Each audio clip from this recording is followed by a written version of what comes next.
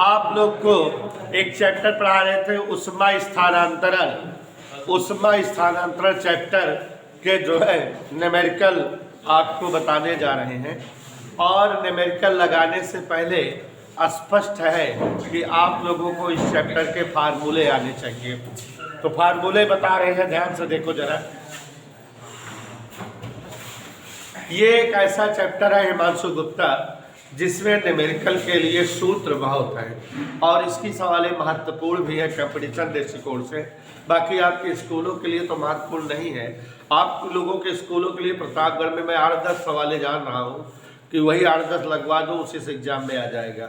लेकिन थोड़ा कम्पिटिटिव सवालें हैं, तो इसलिए सीखिए कंपटीशन के दृष्टिकोण से सवालों को लगाने के लिए। तो प्यारे बच्चों, पहले हम सूत्र एक्सप्लेन कर रहे हैं।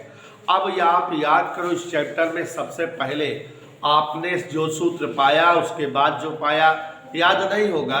हमारी आदत है कि हमारे चैप्टर का न्यूमेरिकल लगवाने से पहले उसके सूत्र आपको याद दिला देते हैं कि जो लोग पढ़े हो, जो नहीं पढ़े हो, उन्हें क्लियर हो जाए। तो देखो बेटा, सबसे पहले जो सूत्र हुआ था वो ऐसा बेटा, इस चैप्टर में याद नहीं है तुम्हें, ताप प्रवणता का। दूरी के साथ ताप परिवर्तन की दर ताप प्रवणता कहलाती है, स्लोप ऑफ टेम्परेचर। और बच्चों, इस चैप्टर में सूत्र बहुत है, आप अभी खुद ही देखना कि निश्चित तौर पे हमारी बातें आपको सच लगेंगी। बहुत ज्यादा सूत्र है। ताप प्रवणता का सूत्र है डेल्टा थीटा बटे एल या θ1 माइनस θ2 बटे एल। कुछ लोग माइनस भी इस्तेमाल करते हैं कि माइनस डी थीटा बटे डी एक्स। तो माइनस अंडरस्टूड है कि जब जो है वस्तु का ताप गिर रहा है, कम हो रहा है, तो वैल्यू माइनस में तो होबे करेगी, अंडरस्टूड है। सबसे पहला सूत्र ताप प्रवणता का था। उसके बाद जो सूत्र आपको हमने बताया था बेटा इस चैप्टर में, वो था प्रवाहित उष्मा की मात्रा। उन्हें से बेटा एक एक सूत्र बता रहे हैं, ध्यान से देखो। प्रवाहित उष्मा की मात्रा या उष्मा प्रवाह, प्रवाहित उष्मा की मात्रा, सभी बच्चे ध्यान से देखें। प्रवाहित उष्मा की मात्रा Q बराबर K A डेल्टा थीटा बटे एल इंटू टी। इस सूत्र पर बहुत सवाल पाओगे आप लगाने को, 1-2 नहीं 5-6 सवाल इस सूत्र पर मिलेंगे लगाने को। फिर उसके बाद देवेश पांडे अलग बैठो, यहाँ पर ध्यान दो। उष्मी धारा, पढ़ाई में ध्यान दो, न्यूमेरिकल चल रहा है। उष्मी धारा सबसे टफ न्यूमेरिकल उष्मा के होते हैं, आप लोग इसलिए सेपरेट होकर के एक दूसरे से हट के ध्यान से समझिए। फिर से उष्मी धारा H बराबर, एक सूत्र तो Q/T होता है, दूसरा होता है KA डेल्टा थीटा बटे एल। सूत्र सब लिख दे रहे हैं, जिनकी भी जरूरत पड़ेगी सवाल दिया रहेगा उसी हिसाब से लगाएंगे। अब उसके बाद मोनम, उष्मी धारा के बाद देखिए जरा ध्यान से, उष्मीय प्रतिरोध,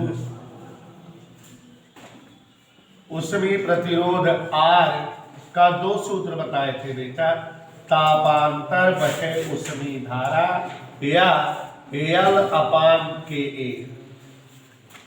याद आया बेटा? तो ये उष्मीय प्रतिरोध का सूत्र था, उष्मी धारा का सूत्र था, और ये उष्मा की मात्रा का है, ताप प्रवणता का। ये सारे सूत्र उष्मा से रिलेटेड है। उसके बाद याद करिए, आपको जो है 3 क्षमताएं बताए थे, है ना? तो अब आपको एक सूत्र लिखा देंगे, आप दूसरा उसी से निकाल लीजिएगा। अवशोषकता या अवशोषण क्षमता, तो जैसे सूत्र था अवशोषित विकिरण, अवशोषित उष्मा अपान कुल उष्मा। अब आपको बताना चाहेंगे कि आप अब इसी सूत्र से लगा लेंगे, RV/TV, ए लिख दिया तो इसी तरह से। एक सूत्र और देवेश पांडे जी हमने बताया था, E बराबर Q/A इंटू डेल्टा टी। एकांक समय में एकांक क्षेत्रफल से प्रति सेकेंड प्रवाहित उष्मा की मात्रा उत्सर्जन की दर या उत्सर्जकता कहलाती है। याद आया? ये सूत्र याद आया कि नहीं बेटा? उत्सर्जकता या उत्सर्जन क्षमता का था।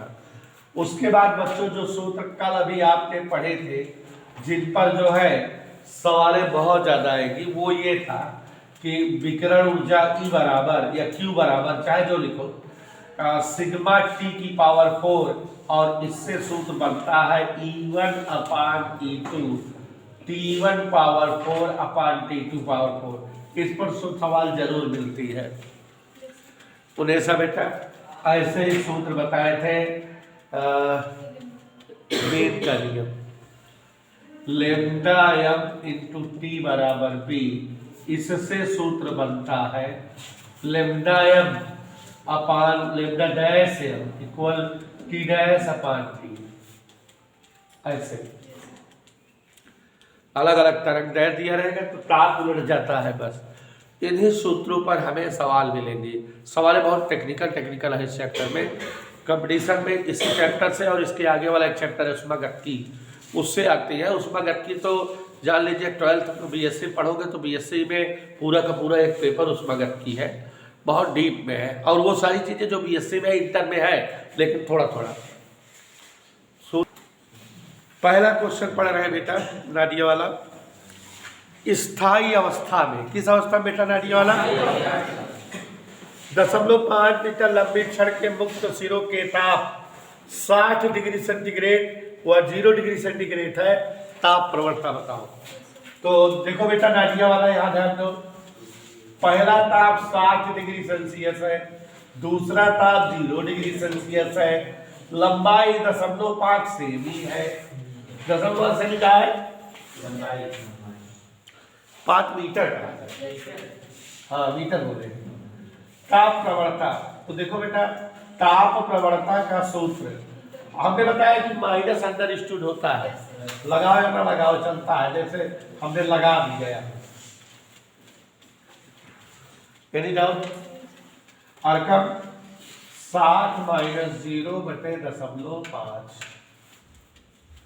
देखो बेटा माइनस दशमलव ऊपर जाएगा 0 हो जाएगा 600, 5 भाग देंगे स्क्वायर तो 120 डिग्री सेंटीग्रेड प्रति मीटर। कोई दिक्कत बेटा? एक क्वेश्चन आ गया।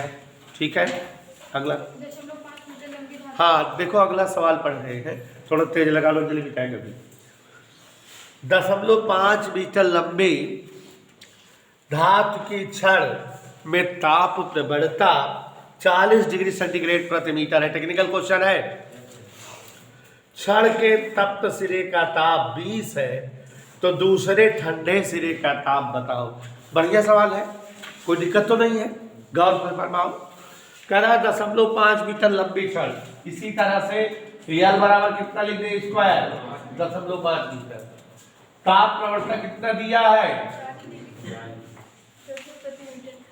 40 डिग्री सेल्सियस प्रति मीटर। तप्त सिरे का ताप माने पहला ताप 20 डिग्री सेंटीग्रेड, बाद वाला ताप नहीं मालूम। ओके बेटा, आप सभी साथी ध्यान दो, यही सूत्र लगा दे, कोई दिक्कत? अच्छा, ताप प्रवणता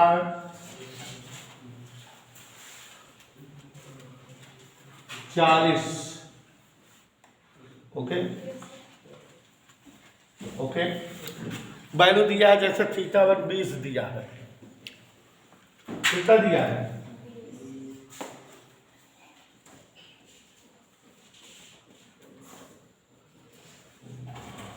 कितना गुणा करें? 40 पंचे एक इधर लावा बेटा, ठीक था 20 में 20 गए, जिधर लग गया तो 20 में 20 गए 0 आ गया। कितना आ गया बच्चों? स्क्वायर देखना। एक ही धातु की बनी दो छड़ों के अनुप्रस्थ काट के क्षेत्रफल समान है। इसका मतलब बेटा एक ही धातु की छड़े हैं, तो एक लोहा किया दूसर की लोहा किया, तो एक के उसमें चलकता गुणांक के है तो दूसर की के है, यह बात है। और दोनों में अनुप्रस्थ क्षेत्रफल समान है, तो एक का क्षेत्रफल ए है तो दूसरे का भी क्षेत्रफल, इतना चीजें बराबर कर दिया। एक क्षण की लंबाई 40 सेमी, पहले वाले क्षण की लंबाई देखो इधर इधर देखो, आज देख लो तुम लोग का क्षण है स्क्वायर उनका 3 दिखा दिया। देखो एक ही पदार्थ की बनी है कि नहीं, आइदर दे यार लोहा, आइदर दे यार ऐसे ऐसे तैसे तैसे, तो उसका चलकता गुणांक अगर एक का के है तो दूसरे का के, और अगर अनुप्रस्थ क्षेत्रफल ए है तो दूसरे का ए। ऐसा हम नहीं कह रहे। एक क्षण की लंबाई 40, अरे बोली भाई हो, एक ही लंबाई 40 तथा सिरों का तापमान 100 degree Celsius, delta theta 100 degree Celsius. देखते रहो मुझे था, जबकि दूसरे क्षण की लंबाई L2 60 और डेल्टा थीटा डैश माने तापांतर 120। क्या आवाज नहीं कह रहा है, किस क्षण में ऊष्मा चालकता की दर अधिक होगी, यही कह रहा है ना। H किसका ज्यादा है, हुज H ज्यादा, 60 सेंटीमीटर है ना लंबाई, 60 सेंटीमीटर। हाँ ठीक है, सही कह रहा है। तो लंबाई एक की 40 है, दूसरे की 60, एक का तापमान 100 है, दूसरे का 120। ये इतना नहीं रहा, कह रहा है कि किसकी ऊष्मा चालकता की दर ज्यादा है, माने ऊष्मीय धारा किसकी ज्यादा है। तो इधर देखो, आज देख लो तुम लोग, पहले की ऊष्मीय धारा H1 क्या सूत्र होता है, के ए डेल्टा थीटा, इधर क्लियर, और H2 बेटा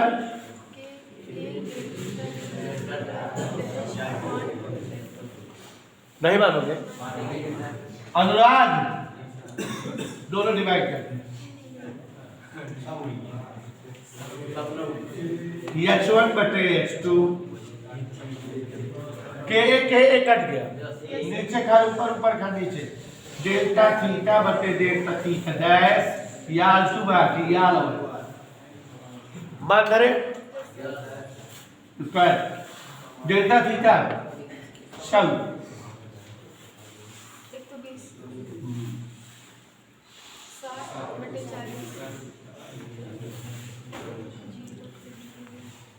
60 दूनी 2 50 हमने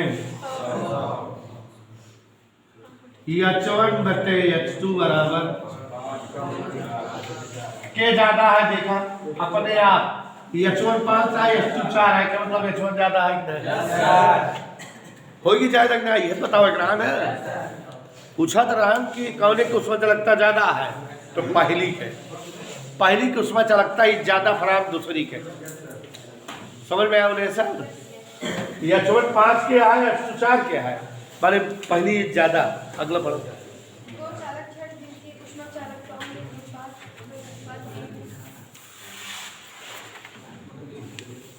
हाँ इसको लगा लो, तब ये थोड़ा कठिन है। चलो देखो, दो चालकी क्षणों में ऊष्मा चालकताओं का अनुपात 2:3 है। दो चालक क्षण है स्क्वायर जी, उनकी ऊष्मा चालकता 2:3 के अनुपात में है। एक की ऊष्मा चालकता 2 के है और दूसरे की 3 के, ऐसा मान लेंगे हम लोग। ऊष्मा चालन की स्थायी अवस्था में सिरों के ताप θ1 और θ2, स्थायी अवस्था में एक का ताप θ1 है और दूसरे का ताप θ है और संधि का ताप θ है। देखो इधर दो चालक क्षणें जुड़ी हुई है, उन्हें साइड से देखो, टेक्निकल सवाल है तो देखो, नहीं बताएंगे नहीं। कई चालक क्षण जुड़ी हुई है देवे,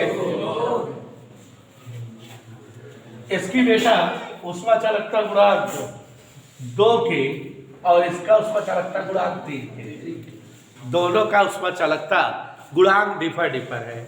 एक का जो है सिरे का तापमान θ1 और दूसरे का तापमान θ2, उभयनिष्ठ ताप θ। ऐसा हम नहीं कह रहे हैं उन्हें, सवाल कह रहा है। चित्र समझ में आया कि दो चालक क्षणें हैं और दोनों चालक क्षणें जो है सेम अनुप्रस्थ क्षेत्रफल और सेम लंबाई की है। चित्र बना के दिया हुआ है, चित्र हमने नहीं बोला था आपको, दिखाई दिया सबको? एक बार फिर से सुन लो प्यारे बच्चों। दो चालक छड़े जिनकी ज्यामितीय आकृति बराबर है, मतलब क्षेत्रफल लंबाई समान है। तो एक का क्षेत्रफल a है, दूसरे का क्षेत्रफल a है। एक की लंबाई l है, दूसरे की लंबाई l है। उष्मा चालकता गुणांक एक का 2k है और दूसरे का, एक चालक छड़ के सिरों का ताप θ1 है, दूसरे का ताप θ2। उभय निष्ठ ताप स्थायी अवस्था में कितना है? थीटा। तो अब आप जैसा कि जान रहे हो थीटा का मान हम निकाल सकते हैं। कैसे? स्थायी अवस्था में, स्थायी अवस्था का मतलब है जितना उष्मा इसमें बह रही है वही उष्मा। तो यहां पर देखो जरा, H1 बराबर, H1 का सूत्र क्या होता है बेटा? KA, K की जगह A, तापांतर अपान, यहाँ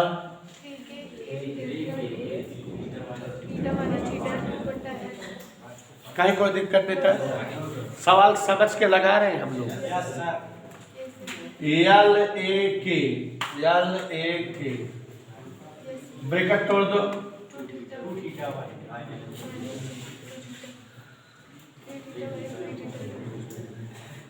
कोई दिक्कत बेटा? इसको इधर ले आए, 2θ1 + 3θ2 बराबर 5θ। तो थीटा बराबर आ गया कि नहीं बच्चों?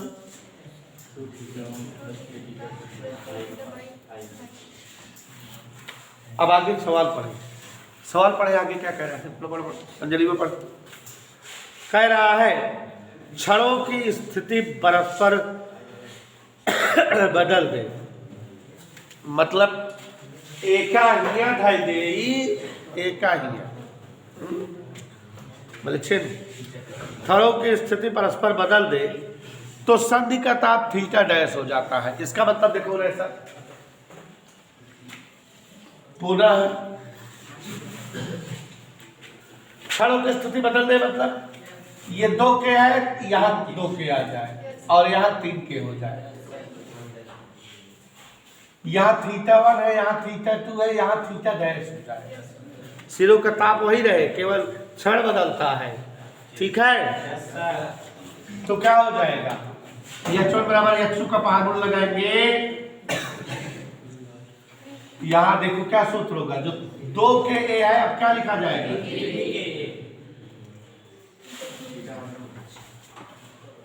θ1 माइनस थीटा डैश, यहाँ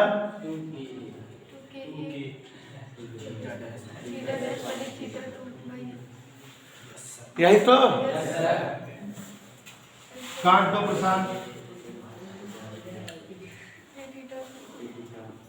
3θ1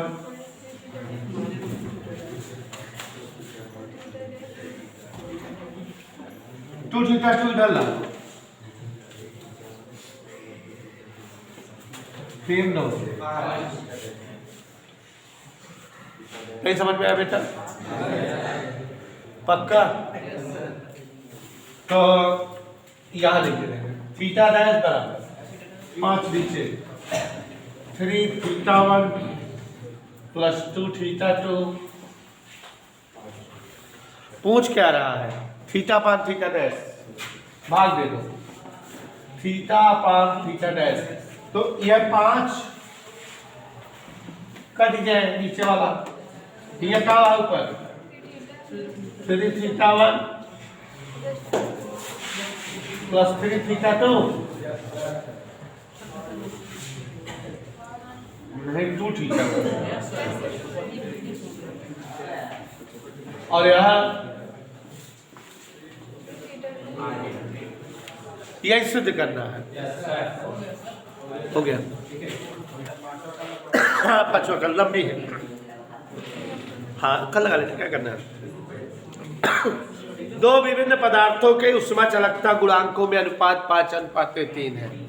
मतलब बेटा लोगों, उष्मा चालकता गुणांक एक की 5 के है, दूसरे की 3 के।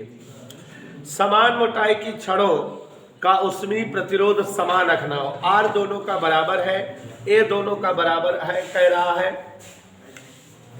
तो लंबाइयों में क्या अनुपात लेना चाहिए, उनके लंबाइयों का क्या अनुपात होना चाहिए, यही पूछ रहा है ना बेटा। तो देखो जरा, पहली क्षण दूसरी क्षण प्रतिरोध दोनों के समान कह दिया, मोटाई समान माने क्षेत्रफल समान, प्रतिरोध दोनों के समान कह दिया, मोटाई समान और उष्मा चालकता गुणांक किस अनुपात में है बेटा, 5 और 3, 5 के इसका है, 3 के इसका है, L1 L2। अब इधर देखो जरा सभी लोग देखो, चूंकि R1 बराबर R2 मतलब दोनों का प्रतिरोध बराबर है ना, तो प्रतिरोध का सूत्र होता है L अपान के, यही होता है। पहले के लिए L1 के की जगह क्या लिखेंगे 5 के, यहाँ बेटा L2 अपान 3 के ए, तो S A के से के, L1 अनुपात L2 5 अनुपात 3। आंसर आ गया बेटा, कोई दिक्कत?